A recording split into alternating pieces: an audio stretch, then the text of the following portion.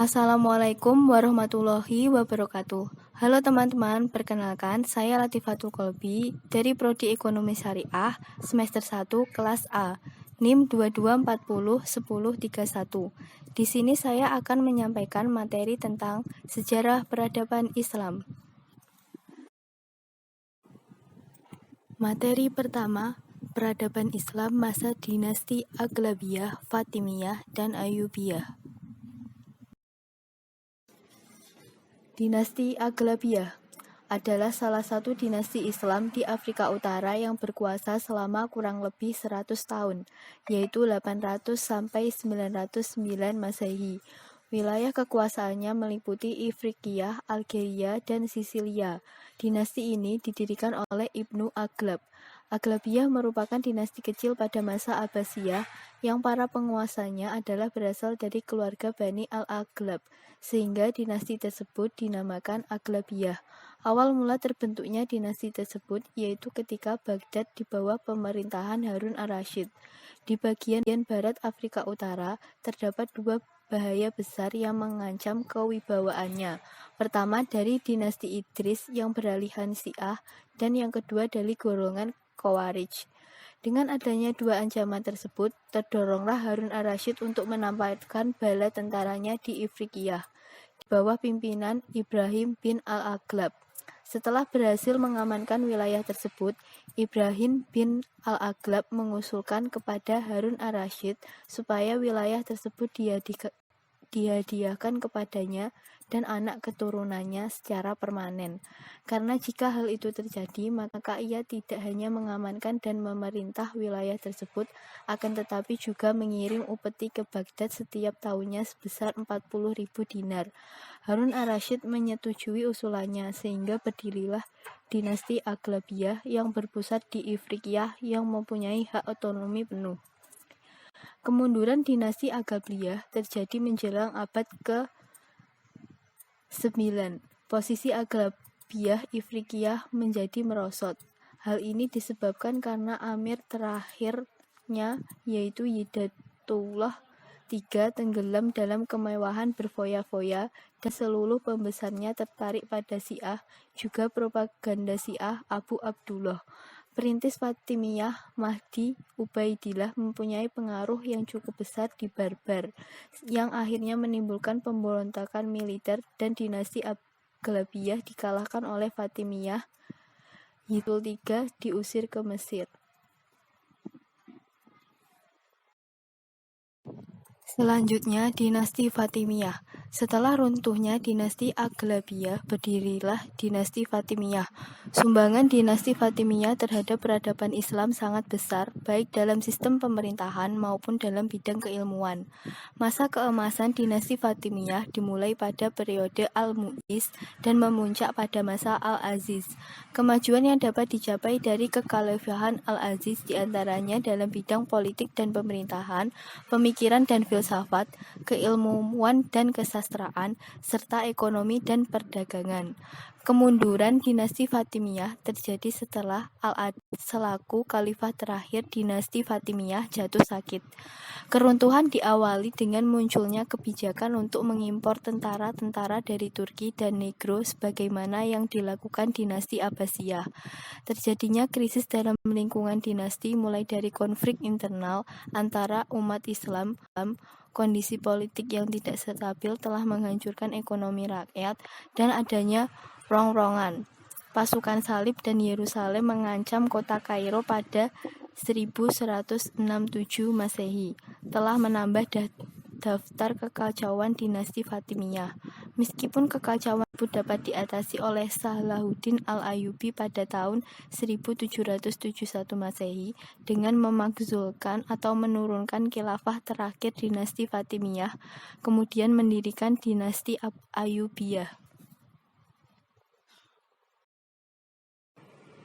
Dinasti Ayyubiyah. Dinasti Ayyubiyah adalah sebuah dinasti Muslim Sunni beretnis Kurdi. Kurdi adalah sebuah kelompok etnis di Timur Tengah yang sebagian besar menghuni di suatu daerah yang kemudian dikenal dengan Kurdistan, meliputi bagian yang berdekatan dari Iran, Irak, Suriah, dan Turki. Orang Kurdi adalah orang-orang Iran dan berbicara dalam bahasa Kurdi yang merupakan anggota Iran cabang dari Indo-Eropa. Dinasti Ayyubiyah didirikan oleh Salahuddin al-Ayyubi pada tahun 1171 Masehi setelah menaklukkan Al-Adid, khalifah terakhir Bani Fatimiyah. Masa pemerintahan dinasti Abbasiyah diisi dengan kesibukan konsolidasi negeri-negeri Islam yang terpecah-pecah. Masa ini dikenal dengan masa-masa disintegrasi. Masa disintegrasi berlangsung antara tahun 1000 sampai 1250 Masehi. Dinasti Ayyubiyah juga berkuasa dan mengembangkan peradaban Islam. Dinasti Ayyubiyah sempat mencapai masa keemasannya. Selain sosok Salahuddin al-Ayyubi, para penguasa dinasti Ayyubiyah lain memiliki perhatian yang sangat besar dalam bidang pendidikan dan pengembangan ilmu pengetahuan. Umur dinasti ini tercatat selama 2 abad lebih, namun kekuasaan efektifnya hanya berlangsung selama 79 tahun, yaitu 1175 Masehi sampai 1254 Masehi, dengan kekuasaan efektif di wilayah Mesir. Runtuhnya dinasti Ayyubiyah dimulai pada masa pemerintahan Sultan As-Salih 1240 sampai 1249 Masehi. Materi kedua, sejarah Perang Salib dan sejarah invasi Mongol ke dunia Islam. Sejarah Perang Salib.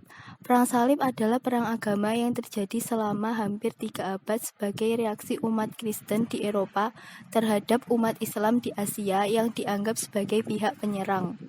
Perang ini terjadi karena sejak tahun 632 sampai meletusnya Perang Salib, sejumlah kota-kota penting dan tempat suci umat Kristen telah diduduki oleh umat Islam seperti Suriah, Asia Kecil, Spanyol, dan Sicilia. Disebut Perang Salib karena ekspedisi militer Kristen mempergunakan salib sebagai simbol pemersatu untuk menunjukkan bahwa peperangan yang mereka lakukan adalah perang suci dan bertujuan untuk membebaskan kota suci Baitul Maqdis atau Yerusalem dari tangan-tangan orang Islam. Penyebab terjadinya Perang Salib salah satunya adalah ketika umat Kristiani berziarah ke Yerusalem. Namun setelah kota tersebut diduduki oleh orang-orang Islam, mereka dianggap sebagai bentuk penghinaan terhadap kota suci mereka. Ketika Paus Urbanus II ingin merebut kembali kota suci, antusias dan semangat umat Kristiani menjadi membara untuk merebutnya kembali. Dan terjadi Perang Salib 3 periode, yaitu periode pertama atau periode penaklukan, yaitu tahun 1096 sampai 1144 Masehi.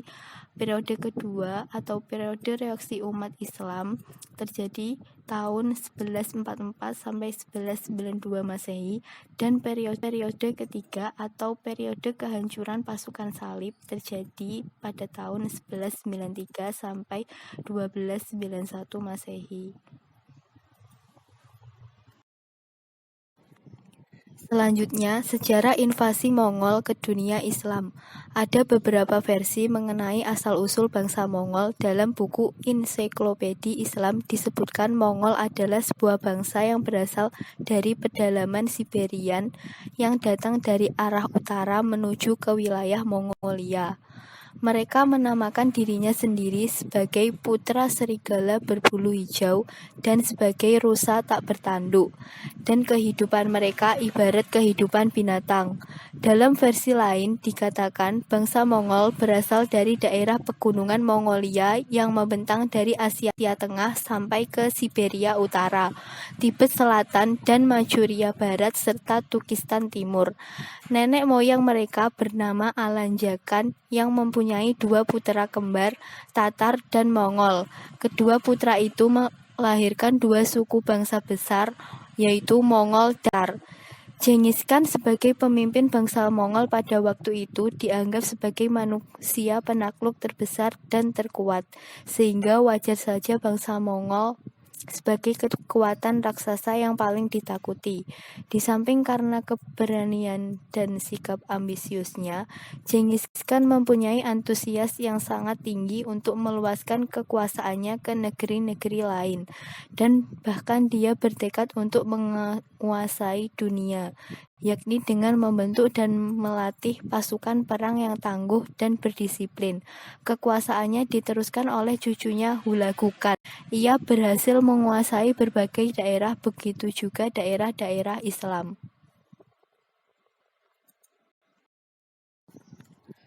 Materi ketiga, sejarah peradaban Islam masa kerajaan Mughal India. Sejarah Islam di anak benua India sudah terjadi sejak abad 7 Masehi. Pedagang-pedagang Arab sudah memeluk agama Islam, sudah berhubungan erat dengan dunia timur melalui pelabuhan-pelabuhan India, sehingga mereka berdagang sekaligus berdakwah.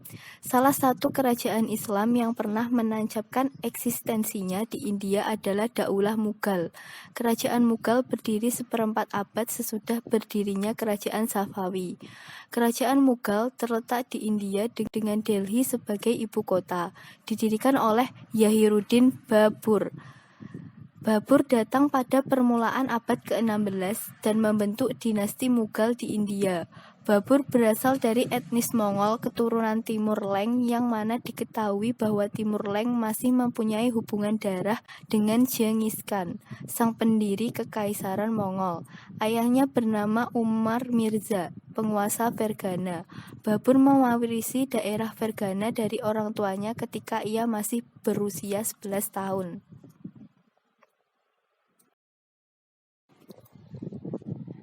Adapun perkembangan budaya Islam di India dalam berbagai bidang, diantaranya yang pertama dalam segi politik. Sultan Akbar I menerapkan sistem semua golongan derajatnya sama antara satu dengan yang lain. Kemudian dalam bidang kemiliteran, Sultan Akbar I menerapkan sistem kepemerintahan dengan cara militeristik atau monarki absolut, di mana pusat kepemerintahan ditanggung langsung oleh raja. Kemudian dalam bidang ilmu pengetahuan, hubungan Islam dengan India terkoneksi dengan baik dan kerap terjadi pertukaran budaya antara keduanya.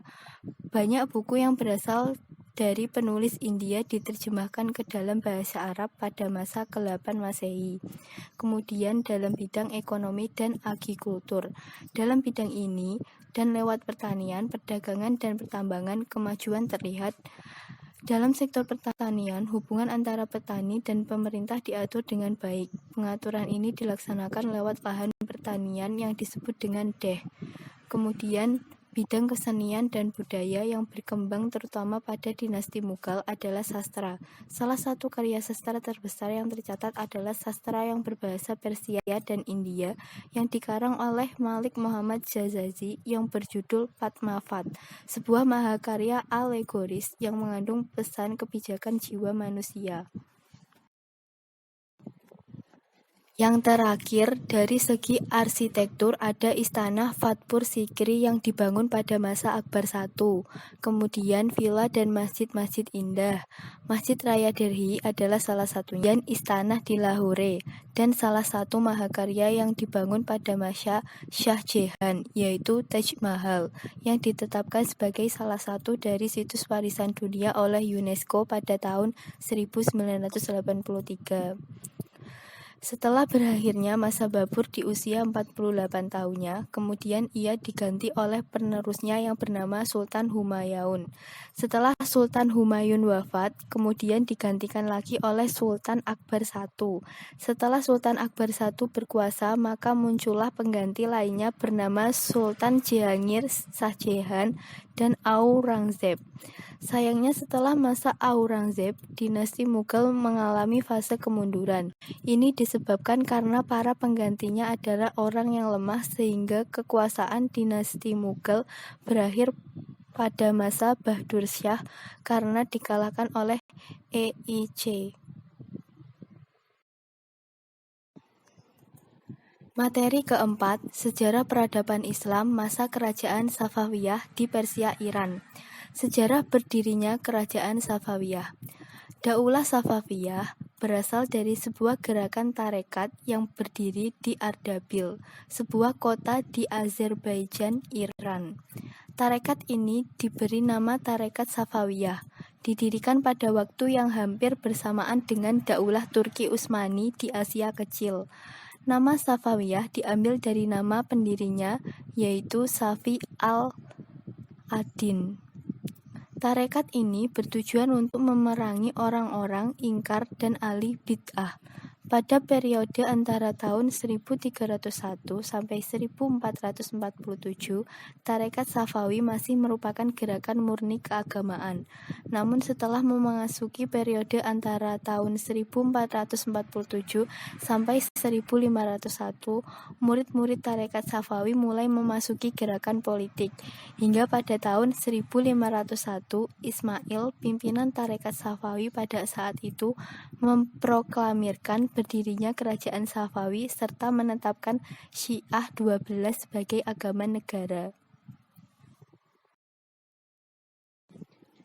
Selanjutnya, peradaban Islam di Persia. Peradaban Islam di Persia erat kaitannya dengan hubungan Arab dengan Persia. Hubungan antara kedua bangsa ini menjadi jembatan berkembangnya ilmu pengetahuan. Hal tersebut ditunjukkan dengan terbentuknya berbagai peradaban, antara lain dituangkan dalam bentuk kecanggihan arsitektur, keindahan seni dan budaya. Kerajaan Safawi berhasil membangun beberapa peradaban Islam yang menuai banyak kekaguman dari banyak pihak. Arsitektur megah yang berhasil dibangun pada masa kerajaan Safawi antara lain Masjid Sheikh Luf Allah, Masjid Shah, Istana Ali Khabu, berbagai lembaga pendidikan di kota Hum, Karavansaries, Istana Cihil Sutun, serta jembatan Sio Sepol. Berbagai jenis kesenian juga berkembang pada masa kerajaan Safawi seperti seni lukis, seni sastra, seni arsitektur, maupun seni kerajinan. Budaya juga masih tetap dipertahankan, salah satunya upacara. Kemudian puncak kejayaan. Puncak kejayaan dari kerajaan Safawi sangat terasa pada masa pemerintahan Syah Abad I. Kondisi politik, ekonomi, sosial maupun keagamaan mengalami kemajuan pada saat itu. Adapun faktor kemunduran dan kehancuran kerajaan Safawiyah yaitu pertama, pada masa Safi Mirza dan Shah Abbas II, administrasi pemerintahan dirubah beberapa provinsi dan dibawahi oleh pemerintahan pusat, diperintah langsung oleh Shah. Kebijaksanaan ini membawa akibat negatif bagi kerajaan yaitu melemahnya kelompok Hizil Basi.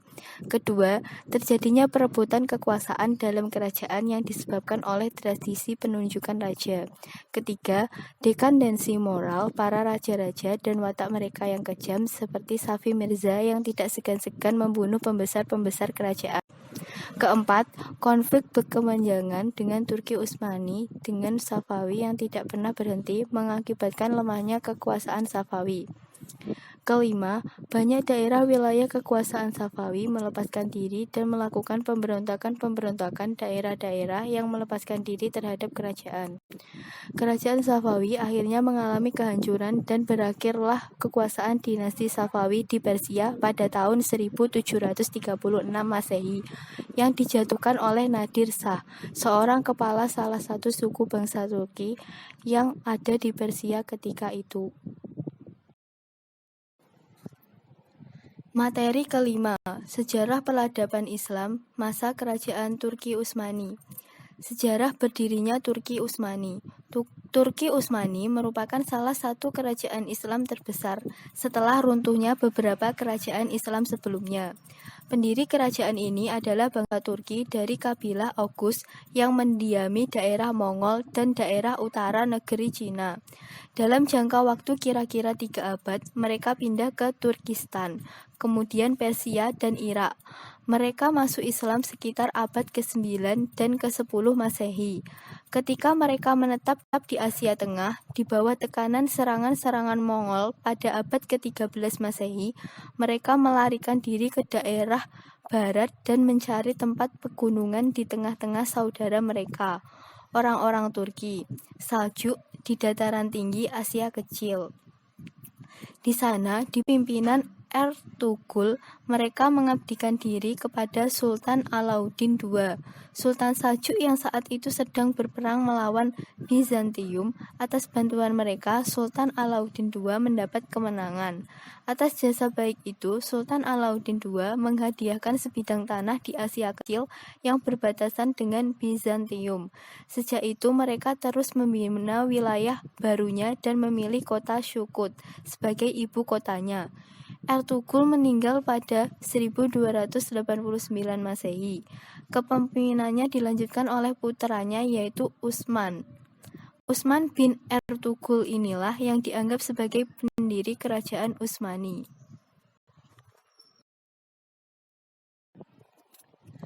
Kemudian, kemajuan peradaban Islam masa kerajaan Turki Utsmani.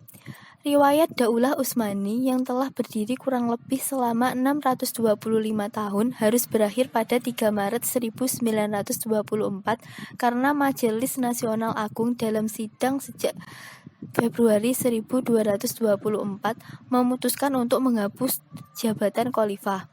Daulah Utsmani berkuasa lebih dari 6 abad lamanya. Wilayah kekuasaannya meliputi sebagian Asia, Afrika, dan Eropa. Daulah Utsmani mampu melanjutkan estafet kepemimpinannya.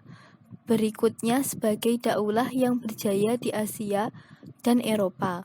Pada masa itu, puncak kejayaan Islam berhasil mencapai puncak tertinggi dengan menggabungkan kekuasaan 3 benua, yaitu benua Asia, Afrika, dan Eropa.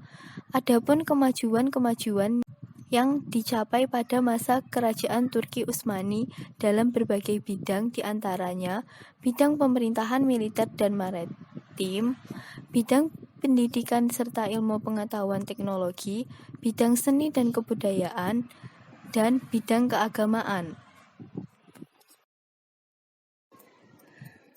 Selanjutnya, kemunduran peradaban Islam masa kerajaan Turki Utsmani.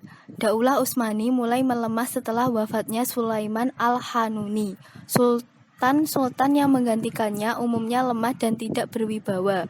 Penyebab lainnya adalah kehidupan mewah, berfoya-foya, dan berlebih-lebihan di kalangan pembesar istana, sehingga banyak terjadi penyimpangan dan penyelewengan dalam keuangan negara.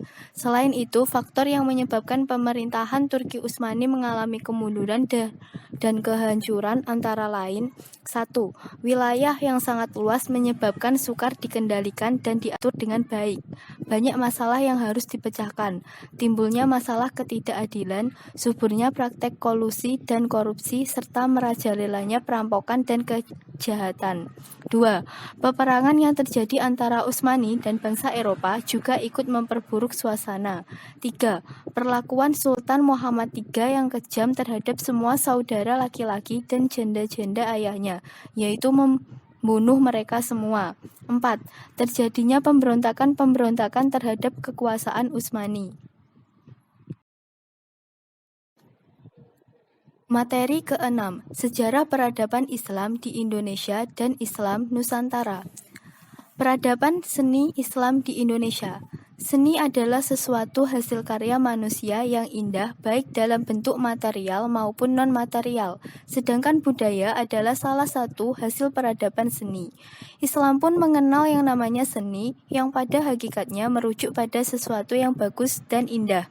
Adapun macam-macam seni budaya Islam di Indonesia: 1. Batu nisan, 2. Arsitektur atau seni bangunan, 3. Seni rupa, 4. Aksara dan seni sastra.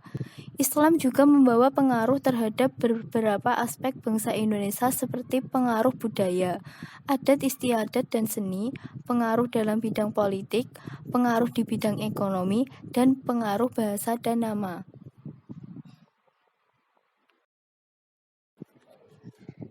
Selanjutnya, masuknya Islam di Nusantara. Terdapat teori tentang masuknya Islam ke Nusantara, antara lain: yang pertama, teori Mekah mengatakan bahwa proses masuknya Islam ke Indonesia adalah langsung dari Mekah atau Arab. Proses ini berlangsung pada abad pertama Hijriah atau abad ke-7 Masehi. Tokoh yang memperkenalkan teori ini adalah Haji Abdul Karim Amrullah, salah seorang ulama sekaligus sastrawan Indonesia. Yang kedua, teori Gujarat mengatakan bahwa proses kedatangan Islam ke Indonesia berasal dari Gujarat pada abad ke-7 Hijriah atau abad ke-13 Masehi. Gujarat ini terletak di India bagian barat, berdekatan dengan Laut Arab. Yang ketiga, teori Persia mengatakan bahwa proses kedatangan Islam ke Indonesia berasal dari daerah Persia atau Parsi, kini Iran. Pencetus dari teori ini adalah Hossein Jajadiningrat, sejarawan asal Banten. Adapun kerajaan Islam pada masa itu diantaranya Kerajaan Samudra Pasai, Kerajaan Malaka, Kerajaan Aceh, Kerajaan Demak, Kerajaan Mataram Islam, Kerajaan Banten, Kerajaan Gowatalo, serta Kerajaan Ternate dan Tidore di Maluku.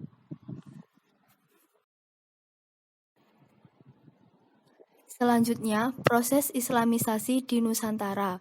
Proses Islamisasi di Nusantara memang tidak berhenti sampai berdirinya kerajaan-kerajaan Islam, tetapi terus berlangsung intensif dengan berbagai cara dan saluran-saluran, yaitu yang pertama, saluran perdagangan, kedua, saluran perkawinan, ketiga, saluran dakwah, keempat, saluran tasawuf, kelima, saluran pendidikan, keenam, saluran kesenian, ketujuh, saluran politik. Dari saluran di ataslah Islam bisa menjangkau hampir ke seluruh pelosok Indonesia. Sebab itu, masuknya Islam di Nusantara tidak merusak tatanan kebudayaan, melainkan mengakomodir yang direkonstruksi formulasinya dalam ajaran Islam.